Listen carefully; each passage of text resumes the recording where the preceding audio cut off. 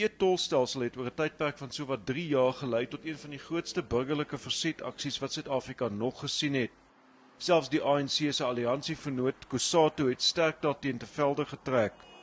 Na verlede jaar se verkiesing het die nuwe Gautengse regering van premier David Makhura opnuut 'n ondersoek na die stelsel begin.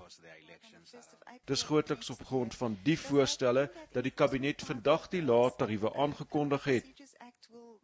Gewone motoriste sal voortaan net 30 sent per kilometer betaal wanneer hulle die tolpaaie gebruik. Dit word binne 2 tot 3 maande toegepas en ander voertuie se tariewe sal aangekondig word. 'n Motoris met 'n e-skyfie sal net 'n maksimum van R225 per maand hoef te betaal, die helfte van wat dit voorheen was. Maar die wat nie betaal nie sal aangeskroef word en boonop nie hulle motorlisensies kan hernie voor hulle e-tolskuld nie vereffen is nie.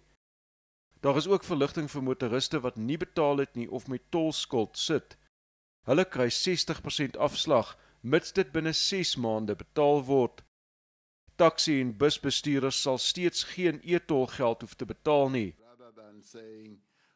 Adjunkt-president Cyril Ramaphosa sê die besluite is geneem omdat die regering geluister het na die talle besware teen die stelsel. It addresses the concerns of Gauteng motorists, particularly those from low and medium income households, but at the same time it ensures that our approach to the construction and maintenance of a road infrastructure is a sustainable one. Ramaphosa sê die kortings wat aangekondig is, sal inkomste met R390 miljoen verminder en dit sal gedra word deur die nasionale en die Gautengse regering. Maar die burgerregteorganisasie OUTA verwerp steeds die hele stelsel en glo dit sal nie SANRAL se benarde skuldposisie beredder nie.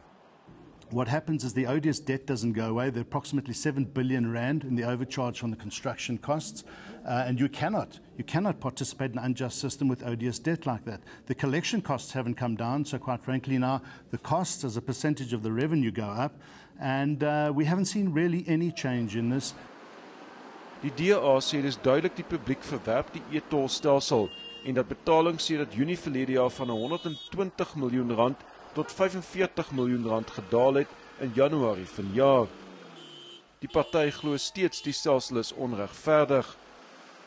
Die Vryheidsfront Plus sê die stelsel het misluk weens openbare verset en dat die regering nou dwangmaatreëls gaan gebruik om tolgeld in te vorder.